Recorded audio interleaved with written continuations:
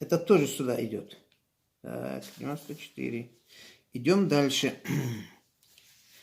Страница 93-94. Так, секундочку.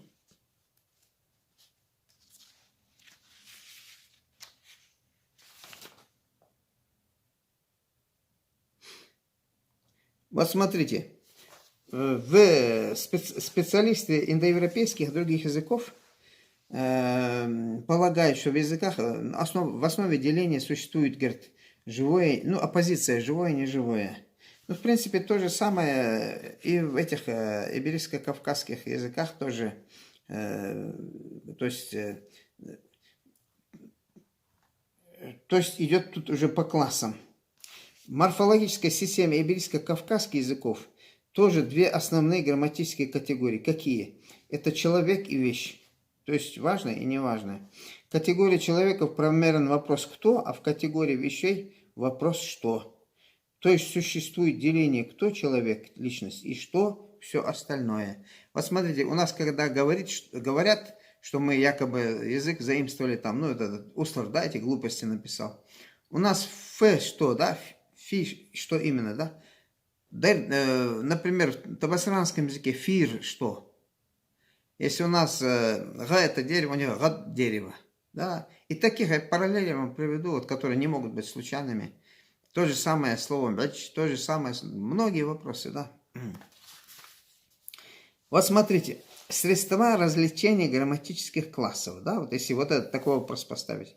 На класс имени указывают классные показатели, согласованные с ним слова. Потом глагол, прилагательное, причастие, масдар, местоимение и так далее, и так далее. Развлечения эти проявляются благодаря имени прилагательному, ну, в индоевропейском, в русском, в зависимости от того, в форме какого, мужского, женского или среднего, согласуется оно с именем существительным. Подобное положение, процесс согласования наблюдается в тех языках, в которых народ имени существительного указывает артикль. Вот смотрите, в немецком языке der стуль, да, ну, стул, да, Die это die, пол, das это окно, das фенстер, окно. А в французском языке вот это немецкое der, die и das, оно идентично французскому le, la и, ну, другим, да? И так далее, и так далее. Ну, в каждом языке, в испанском, там, этом есть вот эти тоже, как артикли, указатели. В иберийско-кавказских языках на грамматический класс, это страница 96, существительного, как уже нами говорилось, указывает классный показатель согласованного с ним слова. Ну, или имени прилагательного, или причастия, или глагола, или местоимения, да? И он здесь приводит, вот этот академик приводит примеры. Например, говорит, аварское эмен вуго, то есть отец есть. Эбе юго, да, мать есть. И бетербуго голова есть. Бетербуго голова есть. То есть у них В, Е и Б, вот эти три. В ингушском, басбийском, чешском 4, да? Ну, в некоторых языках 4 тоже. Смотрите, он здесь приводит сравнение с чеченским. Чеченское да, ву. Видите, как у них у этих вуго, а это ву. Отец есть. На, ю. Видите, там юго, здесь ю. Пуртабу голова есть, Малгабу там солнце есть. То есть, смотрите, вот это чеченское У и Ю, Ву, У, Ю, вот это идентично аварскому. Да, аварскому. Вот смотрите, вот эти грамматические склонения и согласование вот этими специальными средствами, артиклями, это древнее явление в каждом языке. Ну, не новое язык. Понимаете? Оно у них, видите, в этих языках и в аварском, и в чеченском ву и ю. Ву это мужской род, женский ю, да? А в ингушском языке в, е. Ну, в чем там разница, я вам потом объясню, да. Это разница там в характеристике пространства. Потому что вот это ву и ю, оно не просто там... Не просто слова есть в пространстве, обозначиваем в каком-то пространстве, понимаете? Среди языков абхазо-адыгской группы категории грамматических классов продуктивного в абхазском, абазинском, в адыгейском, кабардинском, бырском грамматические классы не различаются. Кстати, в грузинском не различаются, но то, что они там были, это подтверждается и общим количеством согласных, и общим количеством гласных, и кое-какими. Я вот по этой теме буду потом еще перерабатывать материалы у себя в своей книге по языкознанию, по исконности ингушского языка, это все скажу. Так что интересный будет материал.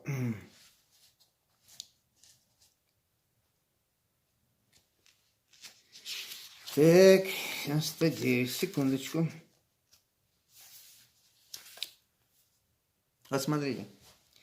4 грамматических класса в финно-лукском, крымском, это древние. Это вот я говорю, там, где 4 грамматических класса, это древние языки, это древние системы. 3 грамматических класса в аварском, ботлевском, гадаберинском, тиндинском, разных других языках. Да?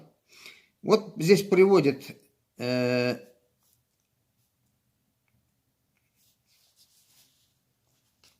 Ос-Буго. Буго, видите? В, Е и Б. Вот эти грамматические классы, да? Эмен-Вуго отец есть, Эбе-Юго мать есть, Ос-Буго, Буго это бык есть и так далее, и так далее. Так. 2 грамматических класса в табасаранском, но в табасаранском языке больше всего в мире падежей. Да, вот в этом языке больше всего в мире 30 с лишним падежей. Это, конечно, удивительная вещь. Это, конечно, удивительная вещь. И вот эти разговоры о том, что у нас автохтоны и не автохтоны, у вас хребет языка аварского, как и в других языках. Это в системе эргативных языков. Другой вопрос, что у вас, например, 3 грамматических показателя, а в более древних системах там 4 основных: В, Е, Б, Д. При этом многие исследователи говорят, что вот это Д это очень древний показатель. Если он есть в языке, это очень древний. Смотрите, конечно, вот эти разговоры там, мы не автохтоны, там, ну, типа, нам говорят, иногда подкалывают, что там автохтоны, не автохтоны. Я вам по языку показал.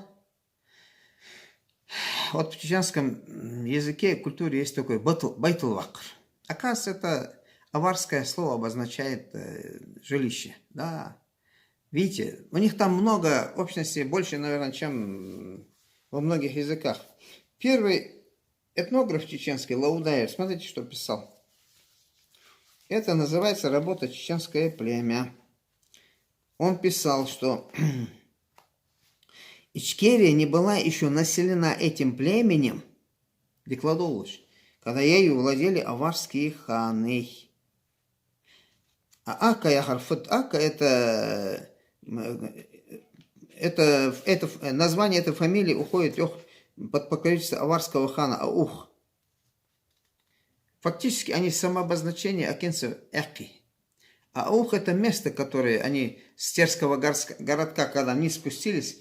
А вот эти сами акинцы это ингуши в прошлом. Да, они никакого отношения не имеют ни к какому другому народу, кроме ингушей напрямую. Да. У них 10 падежей, в отличие от 6 чеченских. И у них система обозначений вот, членов семьи, там, Сесек, Остнан, Пхандер там, и так далее, вот, сухожилие Пха. Все это древнее ингушское. Да. Я по этому поводу делал массу передач, поэтому можете постараться посмотреть. Само обозначение Нахчи-Махка, да, вот Ичкери, это кумыкское обозначение. А вот этого места, где образовалось название Чечен, да, вот, это уже аварское обозначение. Да. Вот смотрите, что писали на странице 26 у Лаудаева. Стали уводить, говорит, в один период стали уводить своих собратьев в неволю, продавать их в рабство в далекие страны. Вот в чеченском обществе. Перестали уважаться обычаи отцов, не исполнялись условия отдата. В Чечне стало господствовать право сильного. Вы подумайте, а зачем я сейчас про чеченцев рассказываю? Чтобы вы понимали взаимоотношения чеченского и аварского общества, языков и народов. Понимаете? Не имея над собой никакой власти, дикий воинственный дух чеченцев не дает никакого отчета о своих поступках. Эти именно времена вошли в народ в поговорку возгласы и ныне повторяющиеся иногда на пирушках, но тогда бывшие во всеобщем употреблении. Свет наш, кроме нас, разве есть кто на свете? До не войдите. Понимаете? Потому что никогда не хотят никого не видеть, не слышать вокруг. Это, кстати, присутствует сейчас тоже, да. Они, ингушей, очень древний, один из самых древних народов Кавказа, вообще видеть не хотят. Это как? Видите, сами этнографы объясняют. Беспорядки эти принудили благоразумных чеченцев позаботиться о водворении спокойствия в своем крае. Для этого они в различных аулах приглашали к себе княжей для княжения, обязаясь содержание их платить ясак.